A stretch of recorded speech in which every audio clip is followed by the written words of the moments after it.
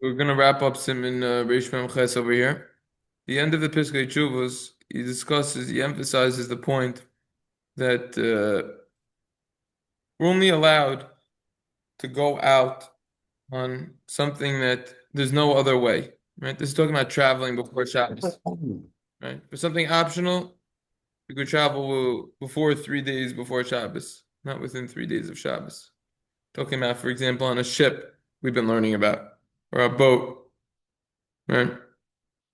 So that's the idea over here. Now, if it's within 3 days of Shabbos, if it's needed for a mitzvah, because there's no other way whatsoever, right? However, when it comes to other situations, a person should do all the tactics that he has in his abilities, not to encounter a situation in which he's going to need to violate Shabbos Yontif. And therefore, a person should do everything in his abilities to live in a place and be specifically in an area where he won't need to come to violate Shabbos. Similarly, he shouldn't take a job that because of that job he's going to need to now violate Shabbos. Right? We're going to come back to this more towards the end of Hilchos Shabbos. For example, let's say he's taking a job that has to do with saving other people, a doctor, nurse, anyone in the medical field, right? So they're allowed to take a job. You want to say lechatchilo, even on Shabbos they could do it, even though they're going to need to desecrate Shabbos. Uh, Now, even so for that, if you could arrange it, so obviously you don't need to, so then great. But if you need to, then you need to. Should be pointed out that there's a distinction between becoming a doctor and already being a doctor. It's not so simple to violate Shabbos to become a doctor, that you actively need to do something. That's another discussion in and of itself. Because this is talking about that you actually could be saving a life. You're just training how to do that. So there's a distinction between the two over there. So that's important to point out. But this is an idea. You don't want to try to work on Shabbos no matter what. Doctor, you have to. Fine. If you could get in a situation where you don't need to, so then that would obviously be preferable over here. All right. Source of these ideas is the Mishnah Halachis, Chile Gimel Simin Lamed Zayin, based in the Shiboli Haleket. Footnote number 45 is talking about over here. If there's no other way, you could do it within 3 days of Shabbos if it's a mitzvah.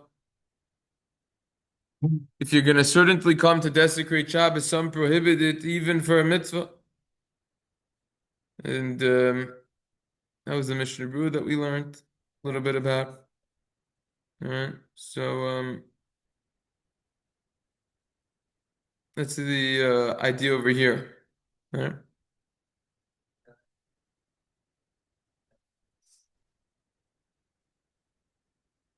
Footnote 47 is going on. Person should do all the tactics that he has not to encounter such a situation like this. Im ki bevadai im lo asa kain ve'agila matzah shel pikuach nev mutar l'chalas Shabbos.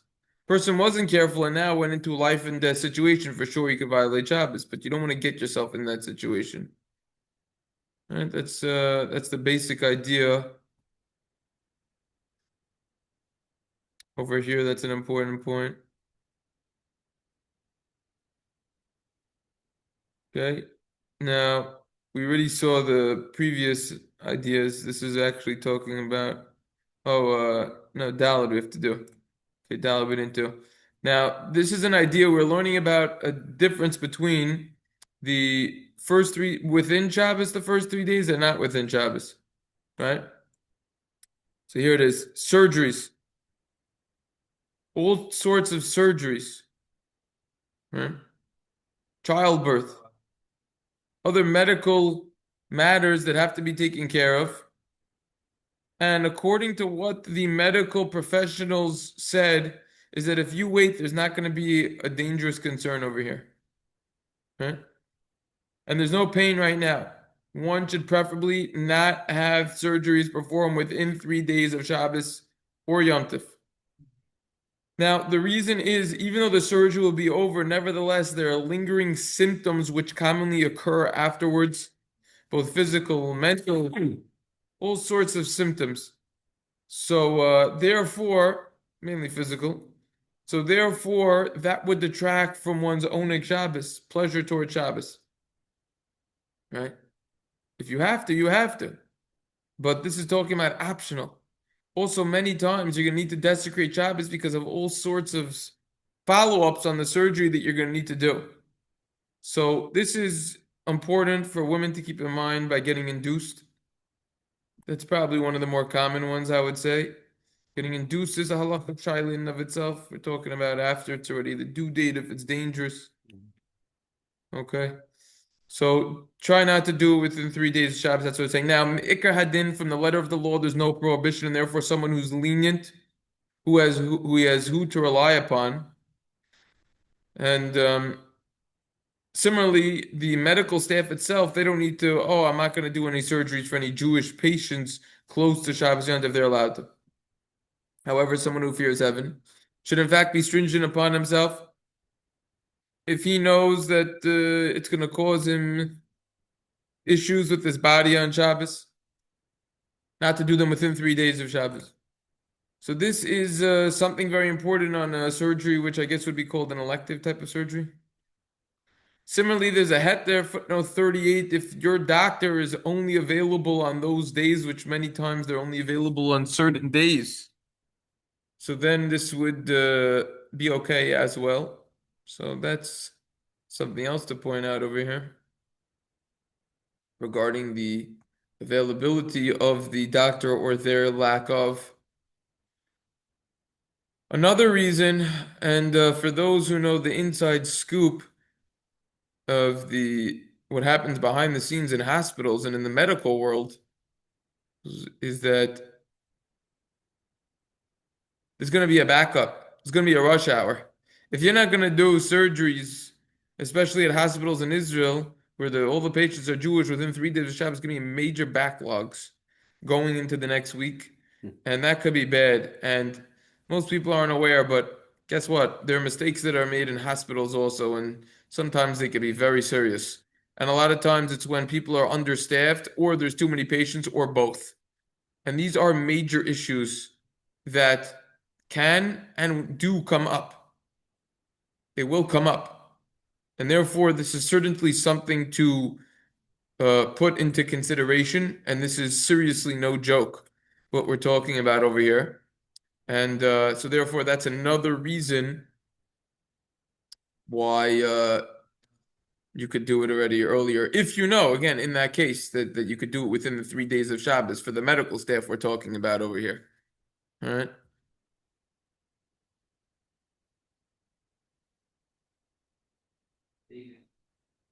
Footnote 43 discusses that, and this is, we're going to jump right into this in the next sermon, traveling a lot Erev Shabbos. All right. We're going to see there are going to be three major potential issues that are going to come up. The third and lesser known reason, which is only for people who are deep diving, such as ourselves, is actually going to be, it's going to take away from your own Shabbos. If you're going to travel hours and hours and hours Erev Shabbos, it's going to take away from your own Shabbos. We're going to see this inside. Who says this exactly? In the next simon, we're going to see this in detail. The Erev Shabbos Friday. So that's going to take away. So it's the same thing over here. That it could take away from your strength and your own Shabbos. That's the idea over here. And you got to realize that. Now, you got to realize yourself and how much you're traveling and how much it's take away. Similarly, he discussed over here something interesting, exercising. You have to know yourself. Now, I know when I mow the lawn, I'm definitely tired after, but I've got a lot of energy. I'm young, I can handle it. So therefore it's fine. But for someone who would affect them, you got to think twice about that. I know, for example, certain times if I'm going to be very active with do a lot of exercise, I'm going to be zanked after. You've got to make that calculation. That could cause a nullification of Oneg Shabbos as well. Something to keep in mind over there. So next time we're going to talk about actually traveling on Friday. Oh yeah, it's gonna be Okay. next Simon. Oh yeah. Planes are going to come into play. Oh, everything. Well, deep dives. What was the question? There's no What question. Sean's no, what did Sean what We're gonna be did you talking say? about next Simon about traveling Erev Shabbos. Uh, Now, let's just a wrap it question up I with have. this first idea over here. Now that we finished Old Simon, he says to summarize these halachas over here. All right. Nowadays, our ships were not like they're not like sail ships, sailboats, right? We get our power from good old fashioned gas, maybe electric boats, maybe now they're coming more and more out. That's my area. I'm a big fan of electricity. So, and I don't like that the turnpike is taking away all the Tesla chargers. That's another discussion of itself, political and other reasons, business deals with the Apple, whatever that place is called, from Italy or Europe. But anyways, you have no clue what I'm talking about. The point is that what that nowadays that all of the ships that they go through gas, electricity, diesel, whatever it is, right? So let's just talk about it for a second. Right? If the captain is Jewish, if you're Jewish workers, you're not allowed to do that at all. Even if you already took sail in the beginning of the week, Mm. right? Now, unless you know that it's already going to be docked. So that's only talking about if there's a difference between a ship that's going on its own versus if it's actual electricity that's being used or gas and the like, and that's certainly going to be a problem nowadays because it's impossible to steer a ship and have it sail without violating prohibitions from the Torah. Hmm. So this is certainly something to consider. Now, furthermore, if the ship now is being run by people who aren't Jewish, hmm. Now if they just let anyone on the ship, for example, let's say you take the ferry from the Brooklyn to Governor's Island. I don't know if you have any clue what I'm talking about. Great place, totally free if you go at the right times. So if you take that, that thing's going on its own anyways. It's free. They're not counting how many people are there, right? They're not looking. So that's a very short ferry also. But if you would have a longer boat ride, right, and you were on it before Shabbos, that's fine. Because it's being run by people who aren't Jewish, right? However, if they're doing a count on the ship and they're counting up, then that would be a problem. Because you know that prohibited acts are being done for you on Shabbos. Right? So that's certainly going to be something to consider and to factor in. Now, once we permitted it within 3 days of Shabbos, that's only for, as we said, Parnasa. You're going to Eretz Israel, you're going to Israel, some chesed, some mitzvah. Right? So that's also something to keep in mind as well. There's all chazar. Now, you do have a Meiri who points out, as well as others, if you commonly go on boats or ships and you know that you're not going to get seasick, so then this whole idea of not traveling within 3 days of Shabbos doesn't apply to you. And therefore, that would be fine, assuming that the bottom of the ship or boat is going to be taller than 30 inches from the ground, from the lowest point where you are, of the sea, river, lake that you are, whatever it is. So, that's something else to keep in mind over there.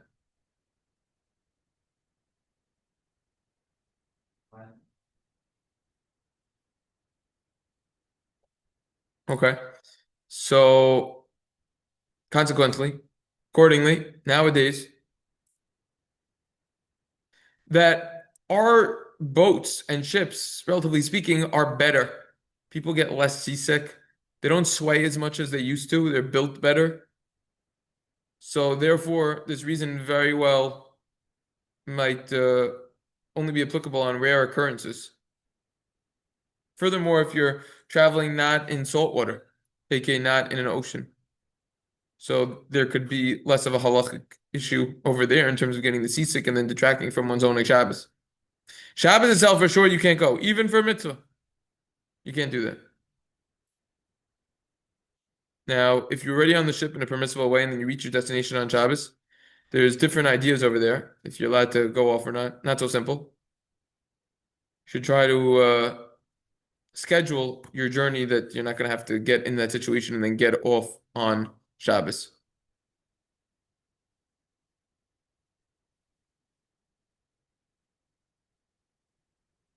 They talk about over here, important point, right? Rabbi Yoshev over here says, wait a second. Nowadays that we have an amazing invention called an airplane, you get anywhere in the world in a day. Anyway, so, it's preferable if you don't get on a ship at all. Hmm. Also, many times when you're on a large ship, boat, you have people that are doing prohibited acts for you on Shabbos purposely for you. So it's going to be another issue over there, which is so true. If you look at any ship that, they have multiple staff, they do things. Any ship that you're going to be on for a long duration of time, it's probably going to be more of a luxurious trip. And the staff, they have dozens and dozens of staff. I mean, it's incredible how many they have. Yachts aren't as applicable, but for long boat rides, less people have those that are religious, I would say. But you got to be careful. It's not applicable till it's applicable. It's not Lamaisa till it's Lamaisa. That's my line. Now they have all these cruises, Jewish cruises or Yeah, whatever. cruises. The staff, they have hundreds of staff. I'm saying that's where they have the Jewish tours. That's right. That's right. So, furthermore, now that we're not just using the sails anymore, we're using power, gas, diesel, Oh. electricity. So that's gonna be more stringent over there. As we learned when we were learning elevators, you're causing more energy to be used. It's gonna be a problem. So those are a few of the issues. Any questions, comments on this simon whatsoever?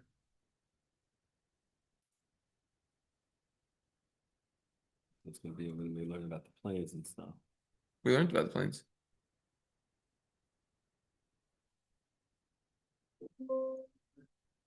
Huh? We learned about planes? Yeah, that's right. Learned about planes. Got the word doc to prove it. Elevators, buses and trains, airplanes. We should find that people who fear heaven don't go on airplanes on Shabbos. Until there's rules, it's prohibited to be on a plane. Oh, we learned about all those Even- stuff. I'm talking about even- traveling or Shabbos. Oh yeah, traveling on Air Shabbos. Shabbos, Yeah, Air yeah, Shabbos, yeah. Okay, fine. Okay. Okay, so next time we will continue with the next siman, unless I look up some of these svarim in the footnotes over here that we had quoted today. I didn't look anything up yet. Everything today I didn't look up.